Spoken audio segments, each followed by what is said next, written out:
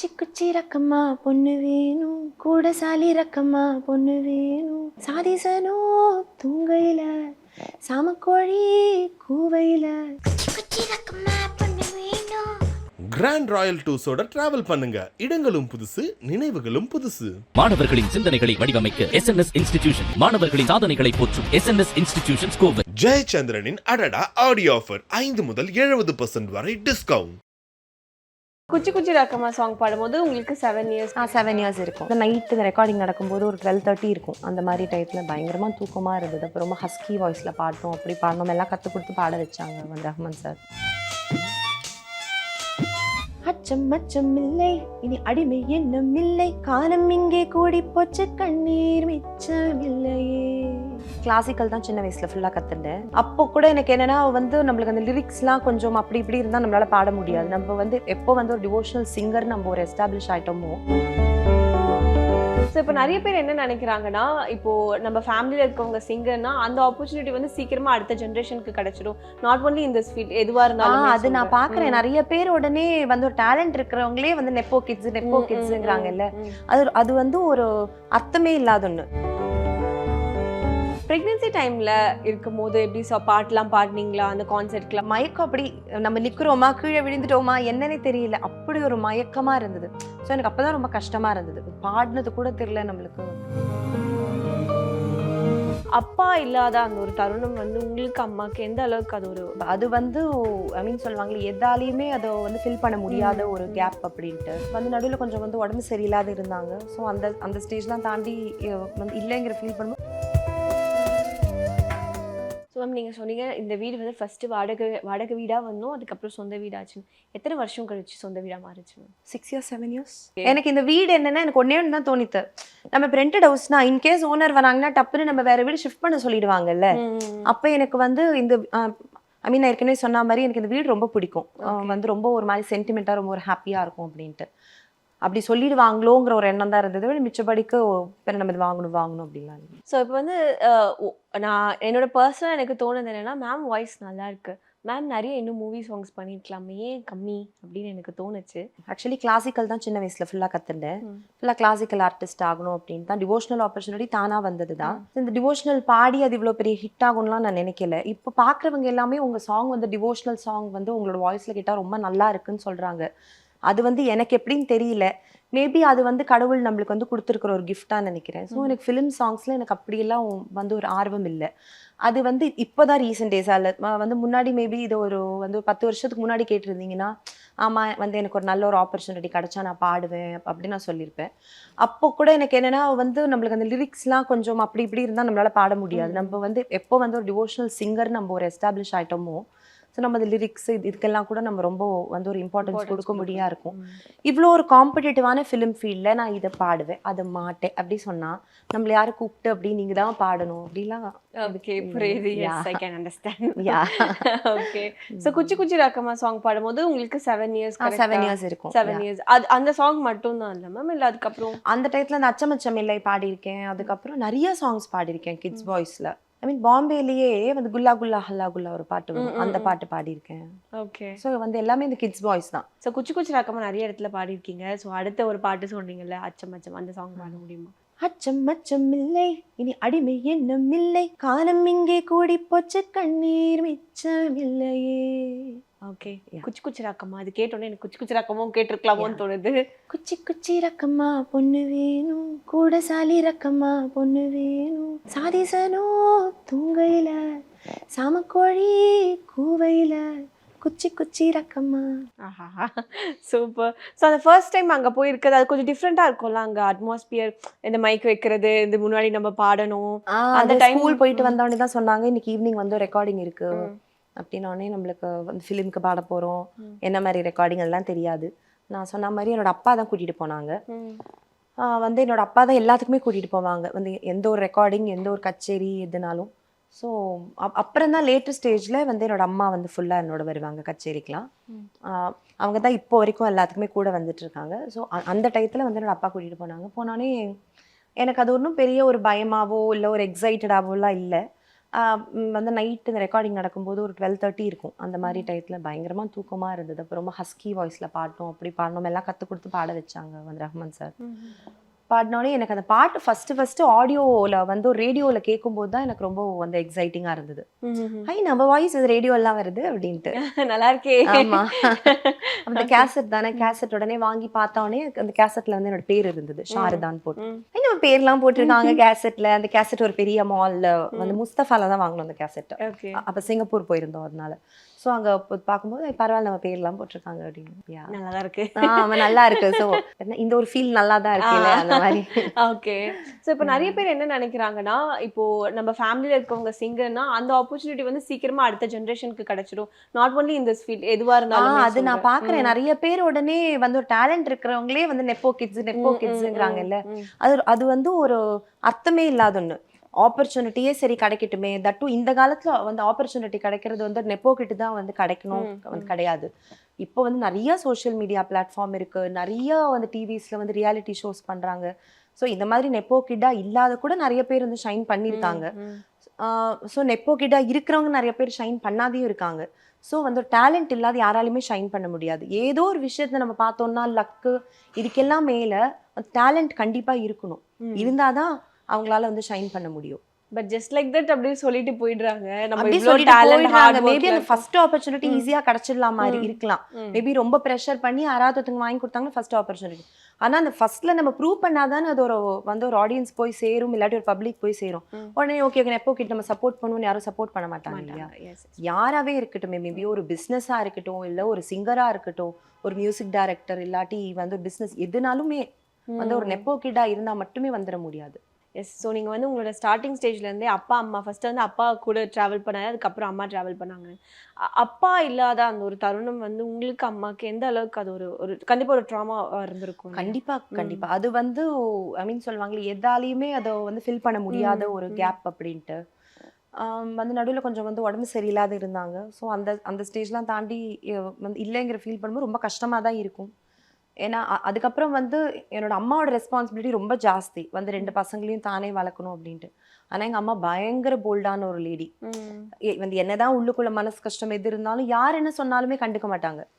So எதுனாலும் இதுதான் right, நம்மளுக்கு நம்ம பசங்களுக்கு இதுதான் ரைட்டு, ஸோ நம்ம வந்து இதுதான் செய்யணும் அப்படிங்கிற மாதிரி. எங்க அம்மாவோட போல்ட்னஸ்ல ஒரு பாதி கூட எனக்கு இருக்குமான்னு எனக்கு தெரியாது. அவங்க அந்த மாதிரி அதான் சொன்ன சிங்கப்பெண்ணா, உண்மையான சிங்கப்பெண்ணா இருப்பாங்க. சூப்பர். எஸ், உங்க இன்ஸ்டாலயுமே பார்த்துருக்கேன், ஒவ்வொரு மதர்ஸ் டேக்குமே அம்மாக்கு விஷ் பண்ணி நீங்க ஒரு போஸ்ட்லாம் போட்டுட்டு இருந்தீங்க. ஸோ அம்மா அப்படிங்கறது வந்து நம்ம லைஃப்ல அவங்க தான் ஒரு ஹீரோயின். நம்ம அப்பா தான் நமக்கு வந்து ஹீரோ இல்லையா, ஃபர்ஸ்ட் ஹீரோ. அவங்க நம்மளை கொண்டு வரது தானே நம்மளோட நேச்சர் எல்லாமே. இல்ல இது நீ இப்படி பேசாத, அப்படி சொல்லாத, அதை பண்ணாத அப்படிங்கிறது கிடையாது. ஸோ நம்மளுக்கு எது போல்டா தோணுதோ நம்ம செய்யணும். அத மாதிரி லைஃப்ல வந்து நம்மளுக்குன்னு வந்து ஒரு இண்டிவிஜுவாலிட்டி இருக்கணும். வந்து பாடுறதை விடக்கூடாது. ஏதோ ஒண்ணு நம்ம பாடுறோம், இல்லாட்டி வேற எந்த ஒரு ப்ரொஃபஷன்ல இருக்கோம்னாலும் நம்மளுக்குன்னு வந்து ஒரு இண்டிவிஜுவாலிட்டி இருக்கணும் அப்படின்னு. இப்போ ரீசெண்ட் டேஸ்ல கூட எனக்கு வந்து ஒரு நினைப்பு வந்தது, நான் வேணா பிஸ்னஸ் வேணா ஒன்று ஸ்டார்ட் பண்ணிட்டேமா அப்படின்னு. அப்போ வந்து இப்போ யூஸ்வலி இருந்தா எங்க அம்மா வந்து ஆமாமா ஸ்டார்ட் பண்ணு, ஓகே பண்ணு அப்படி சொல்லுவாங்க. இப்போ வந்து என்னன்னா பாரு, இப்போ வந்து உனக்கு ஃபேமிலி இருக்கு. ஸோ இப்போ ஃபேமிலிக்கு வந்து உன்னோட ப்ரெசன்ஸ் ரொம்ப முக்கியம். இப்போ பிஸ்னஸ் பண்ணி நீ சாதிக்கணுங்கிற தேவை கிடையாது. வந்து நீ இப்போ பாட்லேயே வந்து இப்போ நீ பண்ணாலே போறோம். ஸோ வந்து என்ன சொல்றது, என்ன ஒரு டயத்துலையுமே கரெக்டான ஒரு சப்போர்ட் வந்து கொடுப்பாங்க. அது ரொம்ப முக்கியம் இல்லையா நமக்கு? இல்ல நம்மளுக்கு இப்போ அந்த மாதிரி ஒரு நெசசிட்டில கடவுள் வைக்கல, எதுக்கு நீ அதுக்கு போய் இப்ப பண்ணணும். நான் ஃபேமிலிக்கும் வந்து நம்ம டைம் ரொம்ப முக்கியம் அப்படின்னு. சோ பண்ணணும்னா பண்ணணும்னு சொல்லுவாங்க, வேணானா வேணான்னு சொல்லுவாங்க. சோ ஹர் எக்ஸ்பீரியன்ஸ் ஸ்பீக்ஸ் இல்லையா? ஆமா டெஃபினெட்லி. ஏன்னா வந்து என்னோட அம்மாவோட அம்மா வந்து ரொம்ப போல்டான type. So it passes generation by generations. Okay ma'am. So இப்போ வந்து அம்மா பற்றி சொல்லிட்டீங்க. ஸோ நீங்கள் ஒரு தாய் ஆகும்போது அந்த ஒரு உணர்வு எப்படி இருந்தது? அண்ட் இப்போ வந்து ஆஸ் அ சிங்கராக நீங்கள் வந்து வாவ் சூப்பர், ஆஸ் அ மதரை எப்படி ஸ்ட்ரிக்டா இல்லை எப்படி? ரொம்ப ஸ்ட்ரிக்ட்னு சொல்ல முடியாது, ரொம்ப லீனியன்ட்டும் கிடையாது, கொஞ்சம் ஸ்ட்ரிக்ட் தான். அது மாதிரி இப்போ ஃபர்ஸ்ட் நம்மளுக்கு வந்து ஒரு மதர்ஹுடுங்கிறச்சு நம்ம இப்போ ஸ்டார்டிங்ல இல்லை நான் பாடணும், அப்படி பண்ணும், எல்லாம் விட முடியாது, சரி ஒரு ஆளை போட்டு பார்த்துக்கலாம் அப்படி இப்படிலாம் இருக்கும். அப்புறம் லேட்டர் ஸ்டேஜ்ல வந்து என்ன பொறுத்தா வரைக்கும் அதுக்கப்புறம் இல்லை நம்மளோட பசங்களுக்கு நம்மளோட வந்து ப்ரெசன்ஸ் ரொம்ப தேவை. நம்ம பண்ற மாதிரி வராது. ஏன்னா பசங்கன்னா யாரா இருந்தாலும் வந்து ஒரு 15-16 அப்புறம் வந்து they'll take care of themselves, இல்ல they'll have their own life அது மாதிரி. ஸோ அது வரைக்கும் நம்மளோட கேர் கண்டிப்பா தேவை. அப்படிங்கிறதுனால நான் இப்போ ரொம்ப வந்து டிராவல் பண்றது இல்லை கான்சர்ட்ஸ்க்கெல்லாம். மேக்ஸிமம் வந்து எல்லாத்துக்கும் நான் இருப்பேன். Annual day, parents teachers meet, pickup drop எல்லாமே நான் இருப்பேன். எதனால நம்ம அதை விட்டு கொடுக்க கூடாது, நம்ம போய் நிக்கணும் அப்படின்ட்டு. நம்மளோட அந்த மதர்ஹுட் வந்து நம்ம வந்து ஃபுல்ஃபில் பண்ணிடணும் எல்லா இடத்துலயுமே. பண்ணோம். மேபி நம்ம பாடுறது இருக்கவே இருக்கு, இன்னொரு 4-5 இயர்ஸ்க்கு அப்புறம் திருப்பி நம்ம ஸ்டார்ட் பண்ணி ஸ்டேஜ் கான்சர்ட்ஸ்ல ஃபுல் ஃபிளெஜ்ல நம்ம வந்து பண்ண ஆரம்பிக்கலாம். அது வரைக்கும் இப்போ வந்து யூடியூப் சேனல்ல வந்து நிறைய சாங்ஸ்லாம் ரிலீஸ் பண்ணிட்டு இருக்கேன். ஸோ இதுவே ரொம்ப ஹாப்பி. அண்ட் வெதர் இப்போ பிரெக்னன்சி டைம்ல இருக்கும் போது எப்படி பாட்டுலாம் பாடுனீங்களா, அந்த கான்சர்ட்க்குலாம் போனீங்களா? ஏன்னா சொல்லுவாங்க பிரெக்னன்சி டைம்ல வந்து மூட் ஸ்விங்ஸ் இருக்கும், பம்ப் பெருசாகும் போது அந்த ஒரு ட்ரௌசினஸ். எனக்கு இந்த பம்ப் பெருசாயிட்டு பாடினது கூட தெரியல. இந்த ஸ்டார்டிங் அந்த ஒரு 3 months இருக்கும்ல, அப்போ வந்து இந்த பெங்களூர்ல ஒரு கச்சேரி ஆடி கிருத்திகைக்காக போனோடனே, அப்போ அந்த பயங்கர இந்த நாசியா, அப்புறம் இந்த மயக்கமா வருது எல்லாமே அந்த ஒரு 3 months-ஓட ஆயிடுது. அப்புறம்லாம் ரொம்ப அதெல்லாம் இல்லை. அப்போ அந்த கச்சேரி கூட பண்ணிட்டேன். கச்சேரி முடிச்சிட்டு அந்த ஃபேன்லாம் வந்து போட்டோ எடுத்துப்பாங்க. எடுத்துக்க மாட்டோம்னு சொன்னாலும் ஐ மீன் அவங்களுக்கு புரியாது. ஏன்னா அப்போ வயர்லாம் இருக்காது, ஃப்ளாட்டா தான் இருக்கும். ஓகே, ஃப்ளாட் டம்மியா தான் இருக்கும்.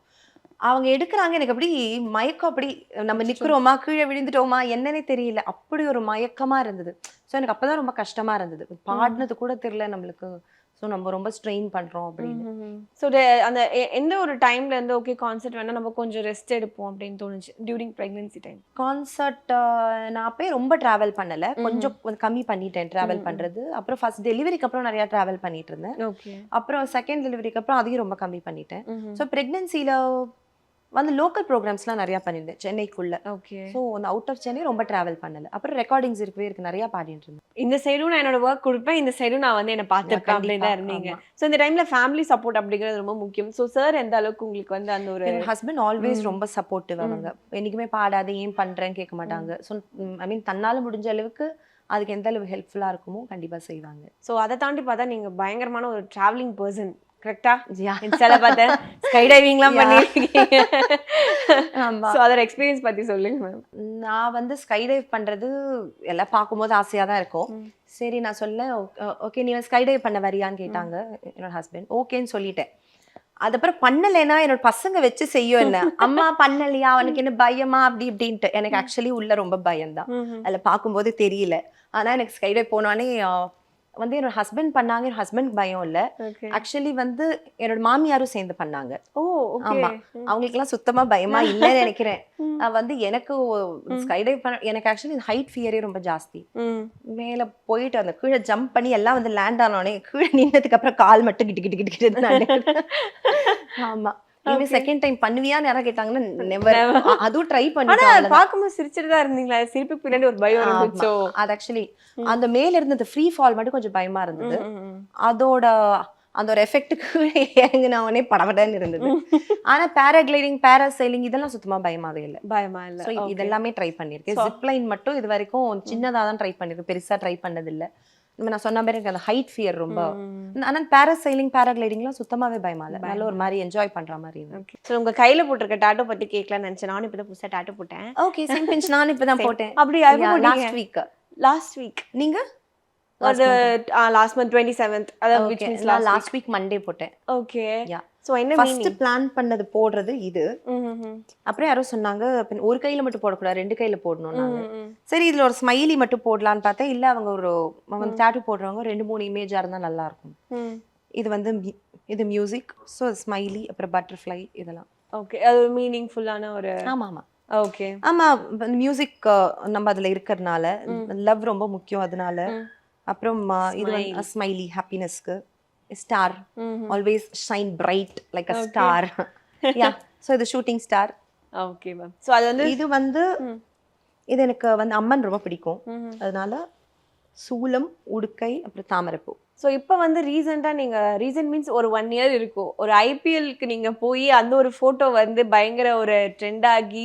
ஆமாம், ஆக்சுவலி நான் அதுக்கு முன்னாடி எவ்வளோ டிவோஷனல் பாடியிருக்கேன், இப்போ பாடிட்டும் இருக்கேன். அது டிவோஷனலுக்கு அந்த சாங்க் எல்லாம் கிடைக்காத ரீச் ஒரே ஒரு ஐபிஎல் மேட்ச்ல ரீச் கிடைச்சது எனக்கு ரொம்ப வந்து ஆச்சரியமா இருந்தது.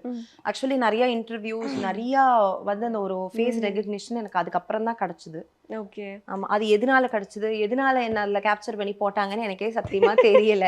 ஓகே, இருக்கும்ல அந்த ஒரு மனசுல சரி என்னமோ ஐ மீன் நான் இவ்ளோ சாங்ஸ் பாடி இருக்கேன் அதுக்காக கிடையாது ஜஸ்ட் ஒரு போஸ்ட் தான Just ஒரு போட்டேன். போஸ்ட் அந்த போஸ்ட்ல அப்படி என்ன அப்படி ரொம்ப வித்தியாசமா இருக்கு எனக்கு அது ஒண்ணும் பெரிய இதுவா தெரியல அது ஏன் இவ்வளவு ஃபேமஸ் ஆனது அப்படின்ட்டு என்ன இன்னைக்கு கூட எங்கேயா வெளில போனா நீங்க தானே அந்த ஐபிஎல் மேட்ச்ல வந்து அது நடந்து 2 வருஷம் அது இன்னுமா ஞாபகம் வச்சிருக்கீங்க அப்படின்ட்டு ஓகே ஏன்னா இப்ப மக்கள்ல நிறைய பேர் வந்து அவங்களுக்குள்ள அந்த நீங்க சொன்ன மாதிரி ஆல்ரெடி டேலண்ட்ஸ் இருக்கணும் டேலண்ட்ஸ் தான் வெளிப்படையாகணும் ஆனா டேலண்ட்ஸ்க்காக நம்ம எஃபோர்ட் போட்டுட்டே இருந்தாலுமே இந்த டேலண்ட்ஸ் ஹார்ட் ஒர்க் அதை தாண்டி இந்த மாதிரி என்ன ஒரு நார்மலான ஒரு விஷயத்துல பயங்கரமா ட்ரெண்ட் ஆகிறதெல்லாம் பார்க்கும்போது சில பேருக்கு அது ஒரு மனசுல ஒரு கஷ்டம் அது இந்த இருக்கு. சோஷியல் மீடியானால நிறைய வந்து இந்த மாதிரி ஒரு பப்ளிசிட்டி ஆறுது அதுல அதையே ஜஸ்ட் வந்து ஒரு ஃபியூ செகண்ட்ஸ் கூட இருக்காது ஸோ நீங்க பிரேக் ஆன ஒரு விஷயம் எங்க அப்பா வந்து போனதுதான் ரொம்ப பிரேக் ஆன விஷயம் அதுக்கப்புறம் எதுவும் பிரேக் ஆன விஷயம் அப்படின்னு சொல்ல முடியாததான் லைஃப்ல ரொம்ப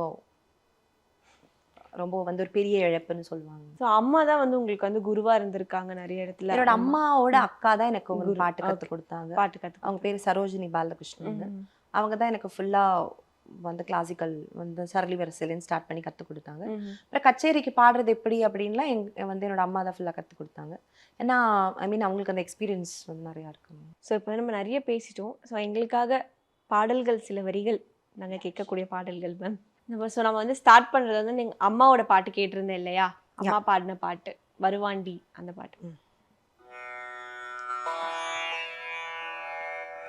வருவாண்டி தருவாண்டி மலையாண்டி வருவாண்டி தருவாண்டி மலையாண்டி அவன் வரம் வேண்டி வருவோர்க்கு அருள்வாண்டி அவன் வரம் வேண்டி வருவோர்க்கு அருள்வாண்டி ஆண்டி வருவாண்டி தருவாண்டி மலையாண்டி பழனி மலையாண்டி.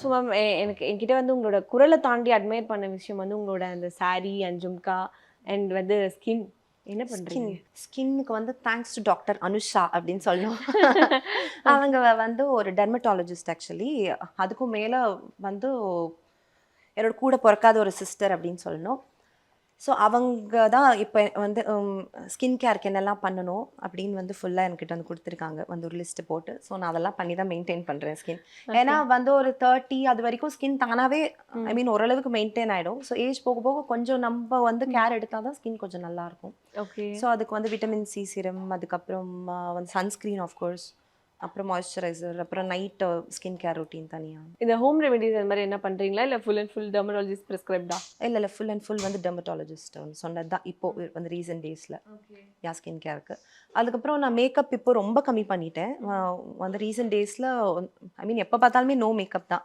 ரொம்ப ரேர் மேபி வந்து மந்த்லி ஒன்ஸ் இல்லை 2 months ஒன்ஸ் அந்த மாதிரி தான் ஏதோ ரொம்ப முக்கியமாக போகணும் அப்படின்னா so totally no makeup yeah so makeup remove பண்ணும்போது எப்படி ஏன்னா ஜென்ரலி கோகோனட் ஆமாம் கோகோனட் ஆயில் தான் ஆமாம் மேக்ஸிமம் கெமிக்கல்ஸ் கொஞ்சம் தண்ணி இருக்கலான்ட்டு ஸ்கின் கேருக்கு யூஸ் பண்ணுறது ஓகே நம்மளோட ஸ்கின்க்கு வந்து விட்டமின் சிலாம் ரொம்ப முக்கியம் அப்போ தான் கொஞ்சம் ஐ மீன் ஃபியூச்சரில் இந்த ரிங்கிள்ஸ்லாம் வராது இருக்கும் அப்படிங்கிறதுக்காக ஸோ உங்களோட மேக்கப்னா இப்போ என்ன மேக்கப் பண்ணியிருக்கீங்க இப்போ மேக்கப் பண்ணியிருக்கீங்க ஆமாம் இப்போ பண்ணியிருக்கேன் இப்போ வந்து பேசிக்காக ஒரு ஃபவுண்டேஷன் எனக்கு ரொம்பலாம் மேக்கப் எல்லாம் தெரியாது ஸோ பேசிக்காக வந்து ஒரே ஒரு ஃபவுண்டேஷன் அதுக்கப்புறம் லிப்ஸ்டிக் அப்புறம் மை அப்புறம் மேபி ரூஜ் blush அவ்வளவுதான் ஓகே சோ லாங் லாஸ்டிங் லிப்ஸ்டிக்னா நீங்க எது மேம் யூஸ் பண்றீங்க லாங் லாஸ்டிங் ஆக்சுவலி இது மெபிலைன் ரொம்ப நல்லா இருக்கு அது போட்டா ரொம்ப ஈஸியில போகவே போக நம்ம என்ன சாப்பிட்டு என்ன வெளியில போயிட்டு வந்தாலும் அதெல்லாம் ரெகுலரா யூஸ் பண்ணா வந்து அவ்வளோ நல்லது இல்லை இல்லையா ஆமா ஸோ அதெல்லாம் இப்போ ரொம்ப முக்கியமா எங்கேயா போறோம் அப்போ நம்மளுக்கு அது லாங் லாஸ்டிங்காக இருக்கணுங்கிற பட்சத்தில் யூஸ் பண்ணுறது இல்லாட்டி மேக்ஸிமம் வந்து ஒரு கிளாஸோட வெளில போயிடுறது